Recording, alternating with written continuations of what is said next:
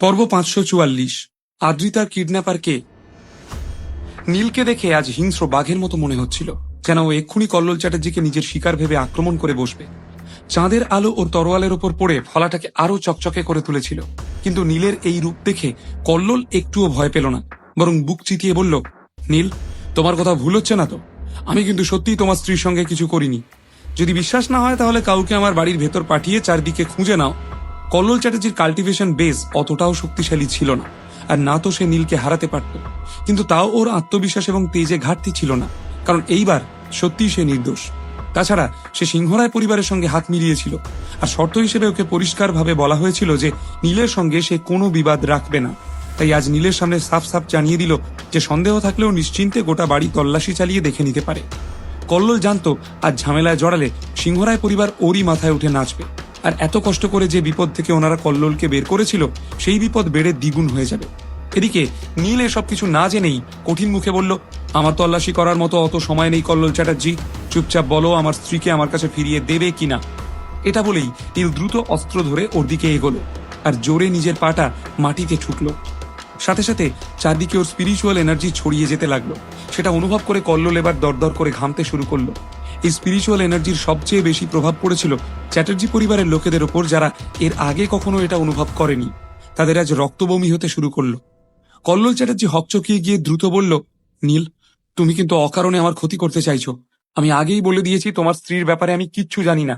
তুমি ভুল মানুষের সঙ্গে লড়ছো। নীল জ্বলন্ত চোখে বলল, তুমি আমাকে লড়তে বাধ্য করছো আজ।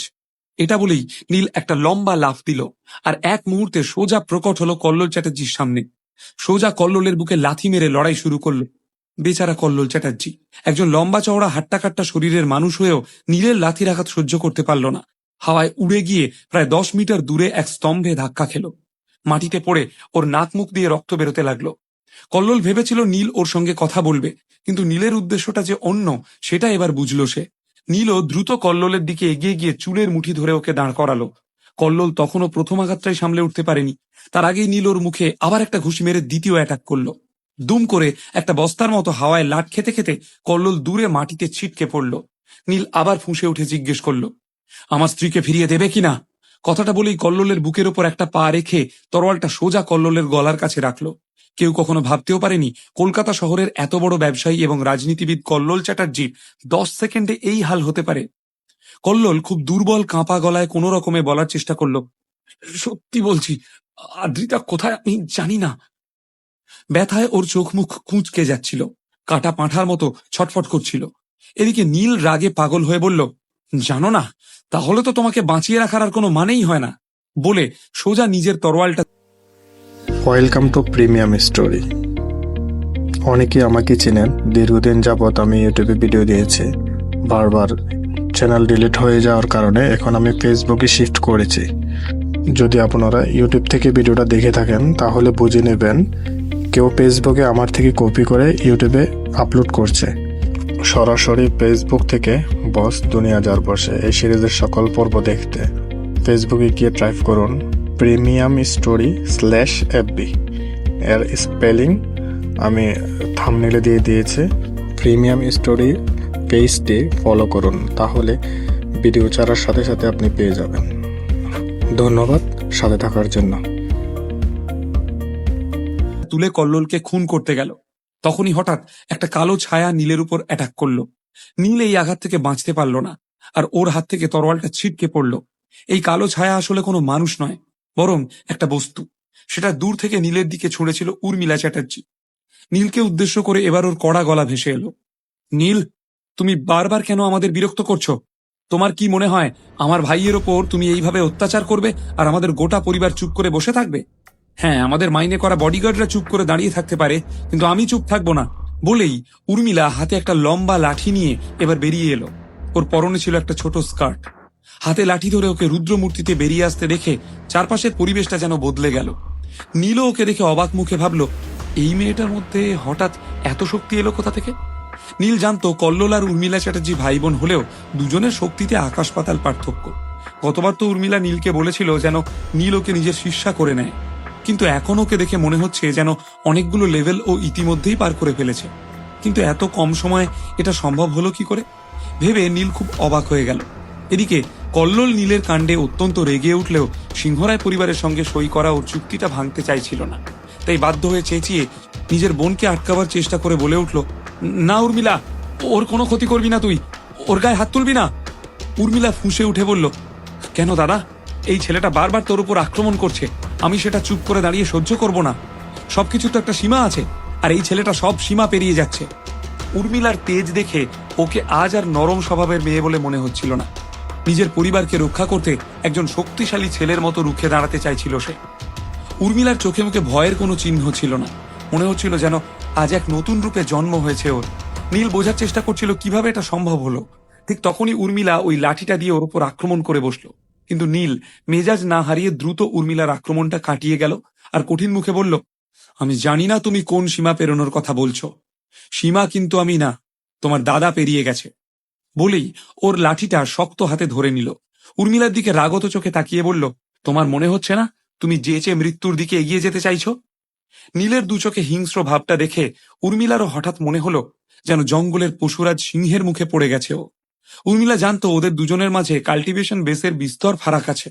প্রথমে উর্মিলার মনে হয়েছিল এখন ওর শক্তি অনেকটাই বেড়ে গেছে বলে খুব কম প্রতিপক্ষই ওর মোকাবিলা করতে সক্ষম হবে, আর এখন তো চ্যাটার্জি পরিবারেরও শক্তি বেড়েছে, তাই যে কারোর সঙ্গে লড়াই করাটা সোজা হবে। কিন্তু আজ উর্মিলার এই ধারণা নীল ভেঙে গুড়িয়ে দিল। এসব ভেবে উর্মিলা ফ্যাল করে নীলের দিকে তাকিয়েছিল। কিছু একটা বলার জন্য মুখ খুলেও ওর মুখ থেকে কোনো শব্দ বেরোচ্ছিল না। নীল এদিকে রাগে ফুঁসে উঠে বলল, এটা ভেবো না যে তুমি মেয়ে বলে আমি তোমার কোনো ক্ষতি করব না। আমি কিন্তু এখানে শুধুই নিজের স্ত্রীকে ফিরিয়ে নিয়ে যেতে এসেছি, কোনো ঝামেলা করতে আসিনি, কাউকে মারতেও আসিনি। কথাটা মাথায় ঢুকছে আদৌ? নীলের আওয়াজ গুরুগম্ভীর গর্জনকারী মেঘের মতো উর্মিলার কানে বাজছিল। একটা আকাশ ভাঙা বাজের শব্দের মতো ওকে ভয়ে কাঁপিয়ে দিচ্ছিল। হঠাৎ করে ওর এতটাই দুর্বল লাগতে শুরু করলো যেন ওর শরীরে কোনো শক্তিই আর অবশিষ্ট নেই। একটা চাপা আর্তনাদ বেরিয়ে এলো ওর মুখ দিয়ে। দ্রুত টলতে টলতে কয়েক পা পিছিয়ে গিয়ে উর্মিলা মাটিতে পড়ে গেল। কল্লোল সেটা দেখেই নিজের সব আঘাত ভুলে সর্বশক্তি দিয়ে উঠে দাঁড়ালো আর সোজা গিয়ে নীলের একটা পা ধরে বলল, নীল, না, তুমি আমার বোনের কোনো ক্ষতি করবে না। কল্লোল আর উর্মিলা ছোট থেকেই একসাথে মানুষ হয়েছে। চ্যাটার্জি পরিবারের শেষ দুই উত্তরাধিকারী ছিল এই দুই ভাই বোন। একে অপরকে ওরা খুবই ভালোবাসে, একে অপরের জন্য ওরা মরতেও রাজি ছিল। কল্লোল যতই খারাপ কাজ করে থাকুক না কেন, নিজের বোনের ব্যাপারে সে নির্দয় নিষ্ঠুর না। পরিবারের গুরুত্বও খুব ভালো করেই বুঝত। নীল এবার ঝুঁকে কল্লোলকে ধরে তুলে কঠিন গলায় জিজ্ঞেস করল, তাহলে আপনজনের জন্য তোমারও দুশ্চিন্তা হয়, তাই তো? তাহলে এবার আমার স্ত্রীকে ফিরিয়ে দাও। কল্লোল আবারও কাঁপা গলায় বলল, আমি তো বলছি, বারবার বলছি, আমি কিছু করিনি। তোমার স্ত্রীকে গায়েব করার পেছনে আমার কোনো হাত নেই।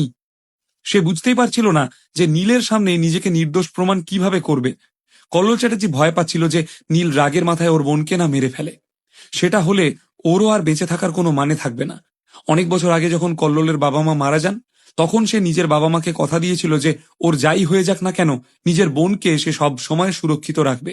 কিন্তু এই সময় নীলের রাগ দেখে কল্লোলের ভয় হচ্ছিল যে সেই কথা যদি ও না রাখতে পারে। এদিকে নীল আর চোখে বারবার কল্লোলের দু চোখ দেখে ওর উদ্দেশ্যটা বোঝার চেষ্টা করছিল।